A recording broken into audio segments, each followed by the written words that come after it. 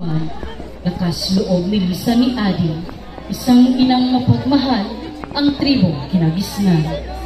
Tanga ng isang ina ang pag-asang maibibigay ang maginhawang buhay para sa pamilya, lalong-lalo na sa kanyang nag-iisang anak, si Adam. Habang naghihintay, ginugol sa pag-aaral at taong-taong inuuwi ni Adam ang mga sertipiko at medalyang simbolo ng kanyang pagsusumikap, handog sa inang kailanman hindi alintana ang pangungulila para lang sa pamilya. Sa kabila ng kanyang pagiging masinop sa pag-aaral, ay lubos pa rin ang kanyang pagmamahal sa kulturang kinagisnan. Ang mga tradisyon, kultura at paraan ng pamumuhay ay lubos pa rin niyang pinapahalagahan. Kaya lubos ang pagsusumikap upang sa gayon may pagmalaki siya ng tribong kanyang kinalakihan.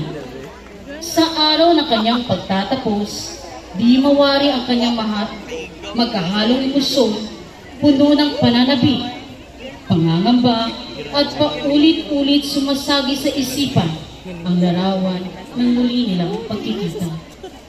Subalit, isang paaralan ng Federico Yap National High School, Indak Dalisay Folkloric Dance Ensemble, Adam, pamana ng nakaraan, regalo ng kasalukuyan, buhay at hamon ng kinabukasan.